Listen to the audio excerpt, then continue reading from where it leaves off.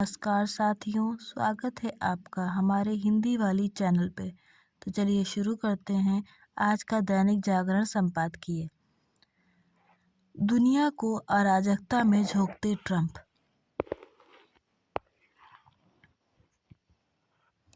Venezuela में America की एक तरफा सैन्य कार्यवाही ने दुनिया को चौंकाने का काम किया। शायद ऐसा पहली बार देखने को मिला कि किसी देश के राष्ट्रपति को उनकी पत्नी सहित उनके आवास से उठाकर अगवा कर लिया गया। निकोलस मादुरो के साथ अमेरिका की लंबी खटपट थी, लेकिन तमाम देशों सहित संयुक्त राष्ट्र उन्हें वेनेजुएला के राष्ट्रपति के रूप में मान्यता देते रहे। भारत भी ऐसे देशों में शामिल रहा। अमेरिका और ख़ास तौर से राष्ट्रपति डोनाल्ड ट्रंप ने अपनी इस दादागिरी के पक्ष में सुविधाजनक दलीलें गढ़ी हैं। मादुरो पर अमेरिका में मादक पदार्थों की तस्करी को बढ़ावा देने का आरोप है। ऐसा कुछ भी हो, लेकिन इससे किसी शक्तिशाली देश को यह गुंजाइश नहीं मिल जाती कि वह ऐसे आरोपित को पकड़ने के लिए दूसरे देश में सैन्य छापेमारी वाली कार्रवाई करे। पाकिस्तान के एबटाबाद में दुर्दांत आतंकी ओसामा बिन लादेन को ठिकाने लगाने की कार्रवाई ऐसे मामले में अपवाद की श्रेणी में आती है, लेकिन यही पैमाना मादुरो और उनकी पत्नी सिलिया फ्लोरेस पर नहीं लागू किया जा सकता। बदली हुई परिस्थितियों में वेनेजुएला की उपराष्ट्रपति डेल्सी रोड्रिग्स ने अंतरिम राष्ट्रपति के रूप में कार्यभार संभाला है। अमेरिका ने उन पर दबाव डाला है कि उसकी मनमानी को मानती रहे और ख़ास तौर से तेल एवं गैस के मामले में अमेरिकी निर्देशों का पालन हो। वेनेजुएला के पास पूरी दुनिया में तेल का सबसे बड़ा भंडार है। ट्रंप इसी भंडार पर नियंत्रण चाहते हैं। वे चाहते हैं कि केवल अमेरिकी और चुनिंदा यूरोपीय कंपनियां ही इस दक्षिण अमेरिकी देश के तेल बाजार के बड़े खेल की अहम खिलाड़ी बनी रहें। उन्होंने यही संकेत दिए हैं कि वे रूस और चीन को वेनेजुएला में किसी भी भूमिका से बाहर रखना चाहते हैं। वेनेजुएला में अमेरिका का हस्तक्षेप कुछ वर्षों पहले अफगानिस्तान और इराक में ऐसे ही दखल से काफ़ी अलग है। स्पष्ट है कि अमेरिका ने अफगानिस्तान में विफलता और इराक में सामने आई दुश्वारियों से सबक सीखा है कि ऐसी गलतियों से बचा जाए। अमेरिका ने तालिबान और अल-कायदा के खिलाफ सैन्य कार्रवाई की। वैश्विक स्तर पर यह मान्यता थी कि अमेरिका के पास ऐसा करने का ठोस आधार है, क्योंकि तब उस पर एक भयावह आतंकी हमला हुआ था। सैन्य कार्रवाई से अफगानिस्तान में तालिबान का तो पतन हो गया, पर उसके और अल-कायदा के बड़े आतंकी पाकिस्तान भागने में सफल रहे। तालिबान ने पाकिस्तान के समर्थन से अफगानिस्तान में आकर ले रही नई व्यवस्था के खिलाफ काम करना शुरू कर दिया। यह व्यवस्था अमेरिका और नाटो की सहायता से ही स्थापित हुई थी। अफगानिस्तान में स्थिरता के लिए संयुक्त राष्ट्र ने भी तब एक अंतर्राष्ट्रीय बल के गठन की अनुमति दी थी। हालांकि अफगानिस्तान की नई व्यवस्था और अमेरिका मिलकर भी विरोधियों से पार नहीं पा सके। इस दौरान करीब 2500 अमेरिकी सैनिकों की मौत हुई और लगभग 1 ट्रिलियन लाख करोड़ डॉलर का बोझ अमेरिकी खजाने पर पड़ा। अंततः ट्रंप ने कड़वा घूंट गटकते हुए तालिबान के साथ एक समझौते पर सहमति बनाई। यह समझौता अफगानिस्तान में नई व्यवस्था पर आघात साबित हुआ। अमेरिका ने अफगानिस्तान से सेना वापस बुलाई तो अगस्त 2021 में तालिबान फिर काबुल की सत्ता पर काबिज हो गया। इराक की बात करें तो उस पर विध्वंसक हथियारों की आड़ में हमला किया गया, जबकि अघोषित उद्देश्य सद्दाम हुसैन और उनके बाथिस्ट शासन को समाप्त कर एक लोकतांत्रिक सरकार की स्थापना करना था। अमेरिकी सैनिकों ने सद्दाम हुसैन को पकड़ लिया, उन पर मुकदमा चला और उन्हें फांसी दे दी गई। इसके बाद इराक में अस्थिरता बढ़ती गई। अमेरिका को यहाँ भी अपने दखल की भारी कीमत चुकानी पड़ी। जब उसने इराक से अपने कदम पीछे खींचे, तब तक वह अपने 4500 सैनिक गंवाने के साथ ही 2 से 3 ट्रिलियन डॉलर खर्च कर चुका था। जल्द ही यह देश IS के जैसे आतंकी समूह की गिरफ्त में आ गया और अमेरिकी हस्तक्षेप कोई सतर्क परिणाम नहीं निकले। अफगानिस्तान और इराक के उलट वेनेजुएला में अमेरिकी हस्तक्षेप एक तरफा है। वहां जमीनी स्तर पर सैनिक भेजने का भी ट्रंप का कोई इरादा नहीं। अमेरिका ने वेनेजुएला की सामुद्रिक घेराबंदी कर दी है, जिससे वहां के तेल प्रभाव पर प्रभावी रूप से अपना नियंत्रण किया जा सके। इस पूरी कवायद में एक हवाई अभियान ही पर्याप्त हुआ और ट्रंप ने स्वयं कहा कि दूसरे किसी अभियान की आवश्यकता ही नहीं। जैसे ही ट्रंप ने यह ऐलान किया कि वहां सैनिक नहीं भेजे जाएंगे, वैसे ही तय हो गया कि वहां का शासन मादुरो के सहयोगियों द्वारा ही चलाया जाएगा, जो कुछ और नहीं बल्कि अमेरिका कठपुतली की तरह ही काम करेंगे। इस तरह किसी औपचारिक घोषणा के बिना ही वेनेजुएला प्रभावी रूप से अमेरिका का एक उपनिवेश बन जाएगा। जहां इराक और अफगानिस्तान में अमेरिका ने अपने सैनिक गंवाए, वहीं वेनेजुएला अभियान में कोई सैनिक हताहत नहीं हुआ। अफगानिस्तान और इराक पर लाखों करोड़ों डॉलर खर्च करने के उलट वेनेजुएला से अमेरिका को केवल कमाई की ही आस है। अमेरिका ने वेनेजुएला की जो सामुद्रिक नाकेबंदी की है, वह उसकी अर्थव्यवस्था को बेदम करने के लिए पर्याप्त है। अमेरिकी नियंत्रण का प्रभाव ऐसा हो जाएगा कि वहां कोई भी समूह उसके खिलाफ जाने की जरूरत नहीं करेगा। हाँ, अमेरिका के सहयोगियों से लेकर प्रतिद्वंदी तक इसे लेकर जो चाहे शिकायत करते रहे, लेकिन उसके हितों के विरुद्ध कोई कुछ नहीं करेगा। अब तो असल मुद्दा यही है कि भले ही चीन जैसे देश के पास अमेरिका जैसी असाधारण सैन्य क्षमताएं ना हो, लेकिन क्या वह अमेरिकी नक्शे कदम पर ही चलने की सोचेगा?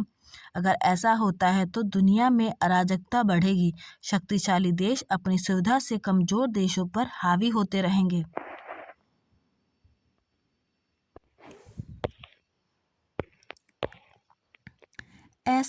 असहमति की अति से ग्रस्त देश। अमेरिकी राष्ट्रपति डोनाल्ड ट्रंप ने रूस से तेल खरीदने वाले देशों पर 500% टैरिफ लगाने वाले जिस सैंक्शनिंग रेशिया बिल को सहमति प्रदान की, उसके पारित होने के आसार हैं। यदि ऐसा होता है तो भारत की समस्या और अधिक बढ़ जाएगी, जो पहले से ही 50% ट्रंप टैरिफ का सामना कर रहा है। यह भी सब 75% हो गया है, क्योंकि ट्रंप ने ईरान से व्यापार करने वाले देशों पर 25% टैरिफ लगा दिया। जैसे रूस से तेल खरीदने वाले देशों में भारत प्रमुख है, वैसे ही ईरान से व्यापार करने वाले देशों में भी। हालांकि ईरान से भारत का व्यापार अधिक नहीं है, लेकिन ट्रंप से इस कदम से हमारा संकट और बढ़ाना ही है। ट्रंप के इस फैसले की तो विपक्षी डेमोक्रेट पार्टी की कई सांसदों ने कड़ी निंदा की है, लेकिन वे रूस से तेल खरीदने वाले देशों पर 500% टैरिफ लगाने वाले बिल पर उनके साथ हैं। वैसे तो सत्तारूढ़ रिपब्लिकन और विपक्षी डेमोक्रेट एक दूसरे को फूटी आंख नहीं सुहाते, लेकिन कुछ मुद्दों पर दोनों दलों के सांसद एकजुट भी हो जाते हैं। ताज़ा उदाहरण प्रस्तावित सेक्शनिंग रेशिया एक्ट है। ऐसे रिपब्लिकन सीनेटर लिंडसे ग्राहम और डेमोक्रेटिक सीनेटर रिचर्ड ब्लूमेंथल ने संयुक्त रूप से पेश किया है, इसलिए इसे द्विपक्षीय बिल कहा जा रहा है। ये वही रिचर्ड ब्लूमेंथल हैं जिन्होंने चंद दिनों पहले वेनेजुएला में ट्रंप की सैन्य कार्रवाई को अवैध आक्रमण कहते हुए एक लापरवाही भरी हरकत करार दिया था। डेमोक्रेट रिचर्ड ब्लूमेंथल पहले भी कुछ मुद्दों पर ट्रंप की तीखी आलोचना कर चुके हैं, लेकिन उन्हें रूस से तेल खरीदने वाले देशों को टैरिफ लगाकर दंडित करने का विचार इतना भाया है कि वे उनके साथ खड़े हो गए। भारत में इसकी कल्पना नहीं की जा सकती। इसका एक कारण तो यह है कि भारत में सांसद अपने अपने दल की नीति के हिसाब से ही चलते हैं और दूसरा यह है कि उन्हें व्हिप का पालन करना पड़ता है। अमेरिका में ऐसा नहीं है, इसलिए वहाँ रिपब्लिकन और डेमोक्रेट सांसद का एक साथ भी खड़े दिखते रहते हैं। एक समय अपने देश में भी कुछ मुद्दों पर संसद के भीतर बाहर पक्ष विपक्ष व्यापक राष्ट्रीय हित में एक मत होता रहता था, पर आज यह अल्पकालीनीय है। बहुत दिन नहीं हुए जब सत्ता पक्ष आम सहमति की राजनीति करने की बातें करता था और विपक्ष उसे रचनात्मक सहयोग देने का वादा करता था, लेकिन अब दूर दूर तक ऐसा कुछ भी नहीं है। संसद सत्र के पहले होने वाली सर्वदलीय बैठकें हो या अन्य कोई मंच, हर कहीं पक्ष विपक्ष के बीच घोर असहमति ही दिखाई देती है।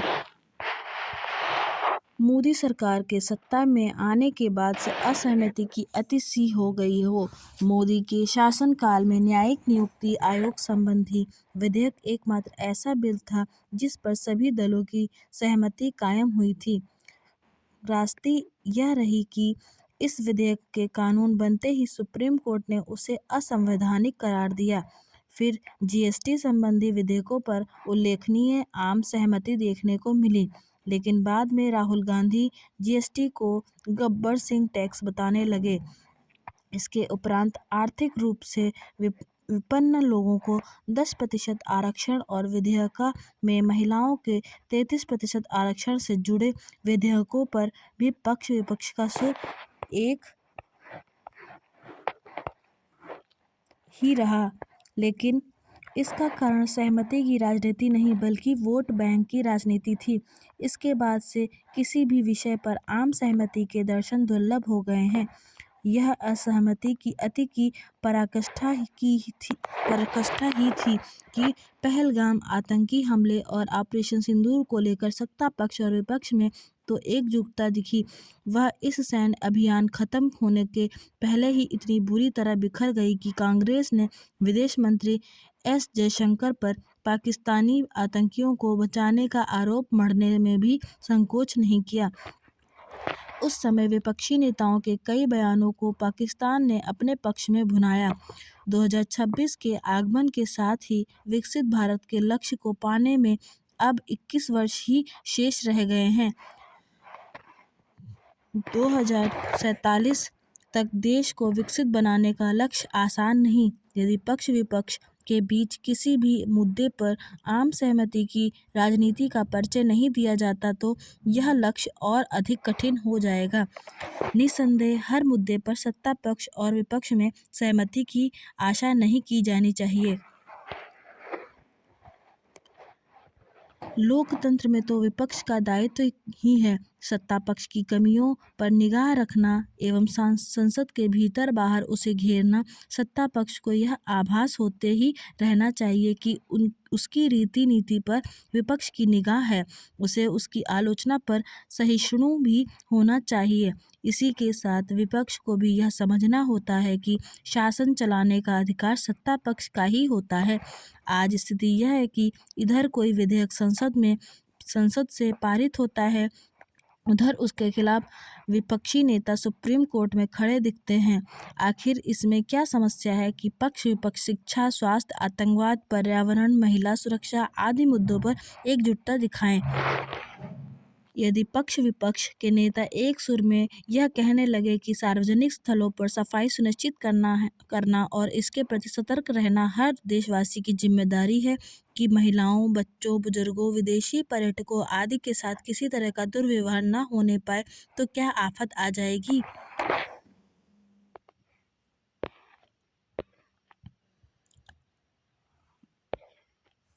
श्रमेव जयते। यह अच्छा हुआ कि केंद्र सरकार ने क्विक कॉमर्स कंपनियों से 10 मिनट में डिलीवरी की व्यवस्था खत्म करने को कहा और यह कंपनियां इसके लिए तैयार भी हो गईं। कुछ कंपनियों ने तो तत्काल प्रभाव से सामान की डिलीवरी 10 मिनट में करने के वादे अपने विज्ञापनों से हटा भी लिए। इस जल्दबाजी की कोई आवश्यकता नहीं थी। कंपनियां आपसी प्रतिस्पर्धा की होड़ में ऐसे वादे करने लगी थी। इससे काम के बदले भुगतान आधारित तंत्र के तहत सेवाएं देने वाले गिग वर्करों की परेशानी बढ़ने के साथ उनकी सुरक्षा भी जोखिम बढ़ गया था। हालांकि क्विक कॉमर्स कंपनियों का यह तर्क था कि गिग वर्करों को आमतौर पर 3 किलोमीटर के दायरे में ही सामान पहुंचाना होता है, लेकिन अपने देश में ट्रैफिक की स्थिति किसी से छिपी नहीं है। इसके अतिरिक्त कई बार डिलीवरी करने वालों को कॉलोनियों और बहुमंजिला भवनों के सुरक्षा गार्डों की पूछताछ का सामना करना पड़ता था। इसमें समय लगता था।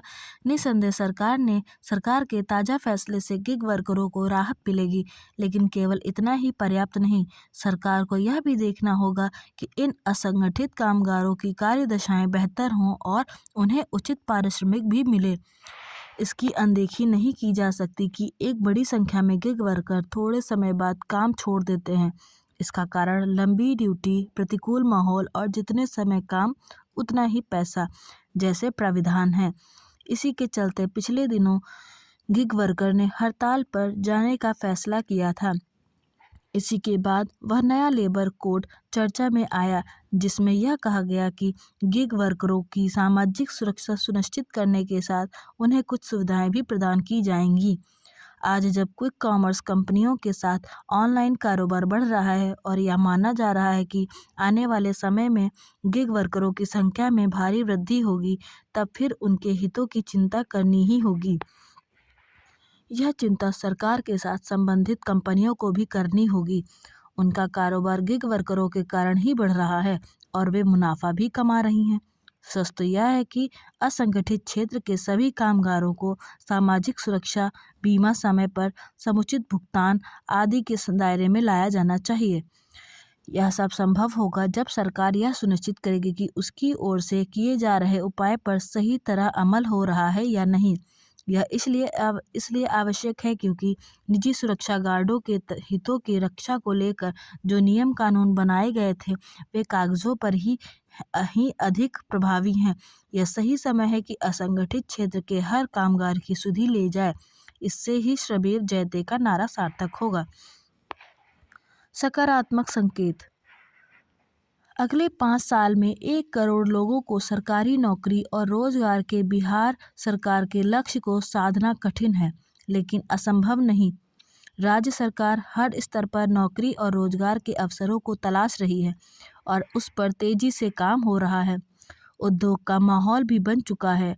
इस दिशा में यह सकारात्मक संकेत है कि राज्य में कई बड़ी टेक्सटाइल कंपनियां निवेश कर चुकी हैं। कई में उत्पादन भी शुरू हो चुका है। इनमें अधिकांश निर्यात आधारित कंपनियां हैं। जाहिर है, इन कंपनियों के संचालित हो जाने से रोजगार के अवसर भी बढ़े हैं। इस सेक्टर को और बढ़ावा देने की ज़रूरत है ताकि ज़्यादा से ज़्यादा कंपनियां बिहार का रुख करें। वर्तमान में high speed commercial ventures, Aditya Birla Fashion and Retail, Pearl Global जैसी लगभग दर्जन भर कंपनियों ने बिहार में काम शुरू कर दिया है। उम्मीद की जानी चाहिए कि अगले 2-3 साल में प्राइवेट सेक्टर में रोजगार के बड़े अवसर बनेंगे। वैसे टेक्सटाइल के मामले में बिहार की ज़मीन पूर्व से भी उर्वर रही है। एक समय था जब अधिसंख्य गाँवों में चरखे से सूत की कताई होती थी। बिहार में उत्पादित खादी के कपड़े की देश भर में मांग थी। रेशमी कपड़ों के उत्पादन में भी बिहार की पहचान रही है। इन गतिविधियों पर भी नज़र दौड़ाने, उन्हें प्रोत्साहित करने और उन्हें रोजगार के अवसर तलाशने की ज़रूरत है। वन उत्पादों का बढ़ता व्यापार। संयुक्त राष्ट्र के खाद्य और कृषि संगठन के अनुसार दुनिया भर में वन उत्पादों के व्यापार के क्षेत्र में सुधार दिखाई दी है। रिपोर्ट बताती है कि 2023 के मुकाबले 2024 में लकड़ी और कागज़ से संबंधित उत्पादों के अंतर्राष्ट्रीय व्यापार में वृद्धि दर्ज की गई है। वहीं लकड़ी के छर्रों का उत्पादन और व्यापार 2024 में 4.8 करोड़ टन पर पहुंच गया। जाहिर है वनों को सहेजना न केवल ऑक्सीजन बल्कि आर्थिक दृष्टि से भी महत्वपूर्ण है। वन न केवल जीवन का आधार है बल्कि ये अपने दर्जनों उत्पादनों के जरिए एक सशक्त आजीविका की भूमिका भी निभाते हैं। वह वन दुनिया भर में लाखों लोगों के जीवन यापन का सहारा है। इससे प्राप्त वस्तुओं और कच्चे माल से रोजगार की लंबी कड़ी विकसित होती है। वनों से मुख्यतः लकड़ी और गैर लकड़ी आधारित वस्तुएं प्राप्त होती हैं। लकड़ी आधारित वस्तुओं में लकड़ी, लुगदी, ईंधन तथा फर्नीचर का सामान सम्मिलित है। रिपोर्ट के अनुसार जलावन की लकड़ी में वैश्विक स्तर पर 2% की वृद्धि दर्ज की गई।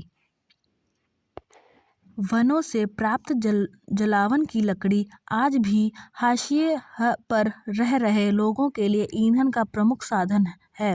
वहीं वनों से प्राप्त गैर लकड़ी उत्पादों में खाद और औषधियां महत्व की चीजें जैसी लाख, मोम, शहद, दवाएं, बांस आदि शामिल हैं। ये सभी मानव की आजीविका और उद्योग के लिए महत्वपूर्ण हैं। बांस को हरा सोना भी कहा जाता है। भारत में लगभग 13.96 मिलियन हेक्टेयर भूमि पर बांस उगाया जाता है। 136 से अधिक प्रजातियों के साथ भारत विश्व का दूसरा सबसे बड़ा बांस उत्पादक देश है। बांस एक तरफ आधुनिक पर्यावरण अनुकूल वास्तुकला का अभिन्न अंग है तो दूसरी तरफ कागज उद्योग के लिए 70% कच्चा माल बांस से प्राप्त होता है। फर्नीचर और पैकेजिंग जैसे क्षेत्रों में बांस की अपार संभावनाएं हैं। 1 हेक्टेयर बांस प्रतिवर्ष पर्यावरण से लगभग 17 टन कार्बन डाइऑक्साइड अवशोषित करता है, जिससे बांस का जंगल कार्बन अवशोषण के लिए एक संपत्ति बन जाता है। लाख एक परजीवी होने के कारण मुख्य रूप से बेर, पलाश और कुसुम जैसे पेड़ों पर उगाया जाता है। झारखंड लाख का प्रमुख उत्पादक राज्य है, जो कुल उत्पादन में 54% का योगदान देता है। वनों से शहद भी प्रचुर मात्रा में प्राप्त होता है। 2024 में भारत में लगभग 1.4 लाख मीट्रिक टन प्राकृतिक शहद का उत्पादन हुआ था। वनों में औषधीय पौधों का प्रचुर भंडार है। रोगों के उपचार और रोकथाम में जड़ी बूटियों, झाड़ियों और वृक्षों का महत्व एक प्राचीन परंपरा है। इसे भी जीवंत रखने की दरकार है। सतत विकास लक्ष्य का एक ध्येय वनों के टिकाऊ उपयोग को बढ़ावा देने पर केंद्रित है। वनों की विस्तृत भूमिका को देखते हुए इसे संरक्षित करने के लिए गंभीर होने की आवश्यकता है। सही दिशा में शिक्षा संबंधी सुधार। शिक्षा के अंतर्राष्ट्रीयकरण की चुनौती शीर्षक से लिखे आलेख में बद्री नारायण ने मोदी सरकार के कार्यकाल के दौरान उठाए गए अनेक कदमों सहित शिक्षा के क्षेत्र में विभिन्न नवाचारी पहल का उल्लेख किया है। वास्तव में शिक्षा के क्षेत्र में उल्लेखनीय कार्य हुए हैं। इनमें से कुछ कदमों से शिक्षा व्यवस्था में व्याप्त उस जड़ता को तोड़ने में मदद मिलेगी जिसके कारण पीढ़ियां अपनी विरासत और उसमें विद्यमान अकूत क्षमताओं को विस्मृत कर चुकी थीं। पश्चिमी शिक्षा व्यवस्था के प्रति मोह उत्पन्न हो गया था। भारतीयता के प्रति घृणा का भाव व्याप्त होने लगा था, जबकि अधिकांश शिक्षाविदों का यह विचार था कि कम से कम प्राथमिक शिक्षा मातृभाषा में होनी चाहिए। इससे शोध एवं नवाचार के प्रति समावेशी रुझान विकसित होंगे। दूसरी बात यह है कि हमारे अनेक शैक्षणिक संस्थानों ने विदेश में अपना विस्तार करना शुरू कर दिया है। किसी भी क्षेत्र का विकास एक सतत प्रक्रिया है। यह प्रक्रिया सदैव जारी रहनी चाहिए। राष्ट्रीय शिक्षा नीति 2020 को लागू हुए 5 वर्ष बीत चुके हैं, मगर उसके अनुरूप पर्याप्त पुस्तकें अभी तक उपलब्ध नहीं कराई जा सकी हैं। यद्यपि शिक्षा पर खर्च में वृद्धि की गई है, नए केंद्रीय विश्वविद्यालय, IIT प्रबंधन संस्थान स्थापित किए गए हैं, तथापि गुणवत्ता आधारित प्रतिस्पर्धा प्रोत्साहन के लिए अभी बहुत कुछ करने की ज़रूरत है। शिक्षा के क्षेत्र में सुधारों की दिशा तो सही है, लेकिन उनकी गति बढ़ानी होगी, तभी दशा सुधरेगी। एक ध्रुवीय होता विश्व। अभी तक विश्व द्विध्रुवीय था। एक शक्ति केंद्र अमेरिका और उत्तरी अटलांटिक संधि संगठन यानी नाटो देश मिलकर थे और दूसरा रूस, चीन तथा उनके कुछ सहयोगी। इससे संसार में संतुलन कायम रहने में मदद मिलती थी। अमेरिका, रूस और चीन पहली कतार की 3 शक्तियां मानी जाती थीं, जिनमें यह तय नहीं था कि कौन प्रथम स्थान पर है और कौन दूसरे या तीसरे पर। अब निकट विगत में कुछ ऐसी घटनाएं घटी हैं जिनसे 2 चिंताजनक बातें स्पष्ट हो गई हैं। पहली यह कि अमेरिका स्वयं को प्रथम शक्ति के रूप में स्थापित कर चुका है और रूस तथा चीन उसकी तुलना में गौण होते जा रहे हैं। दूसरी यह कि अमेरिका अब विश्व दरोगा बनकर तानाशाही रवैया अपनाने को तत्पर है, जिस पर लगाम लगाने वाला फिलहाल कोई नहीं दिखता। इन घटनाओं में वेनेजुएला के राष्ट्रपति निकोलस मादुरो की अमेरिका द्वारा गिरफ्तारी, रूस के तेल टैंकर पोत को अमेरिकी कब्जे में लिया जाना तथा ग्रीनलैंड पर अमेरिकी राष्ट्रपति ट्रंप द्वारा कब्जे की धमकी शामिल है। इन सब घटनाओं पर रूस, चीन और शेष विश्व की प्रतिक्रिया केवल पुरुषार्थहीन और औपचारिक ही रही है, जिससे ट्रंप के बढ़ते कदमों को रोका नहीं जा सकता। इस समय भारत, चीन और रूस को आगे आकर ट्रंप के बढ़ते कदमों पर बेड़ियां डालनी चाहिए, अन्यथा वह विश्व में विष घोलने से नहीं रुकेंगे। भारतीय शिक्षा की चुनौती। बद्रीनारायण का आलेख, शिक्षा के अंतर्राष्ट्रीयकरण की चुनौती। पढ़ा। यदि हमें इस चुनौती से प्रभावी ढंग से निपटना है तो कुछ ठोस कदम उठाने होंगे।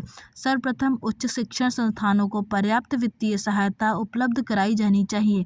शोध कार्य हेतु आर्थिक सहयोग देना चाहिए। इसके अतिरिक्त शिक्षकों की गुणवत्ता में सुधार अत्यंत आवश्यक है। इसके लिए शिक्षक प्रशिक्षण एवं उनके व्यावसायिक विकास पर विशेष ध्यान देना होगा। देश में अधिक शिक्षक प्रशिक्षण महाविद्यालय खोले जाने चाहिए तथा प्रशिक्षण हेतु देशी एवं विदेशी विशेषज्ञों को आमंत्रित किया जाना चाहिए।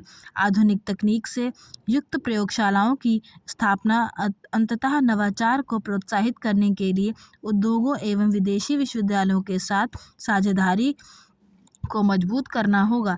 साथ ही भ्रष्टाचार पर लगाम लगाना होगा, तभी भारतीय शिक्षा वैश्विक स्तर पर प्रतिस्पर्धी बन सकेगा।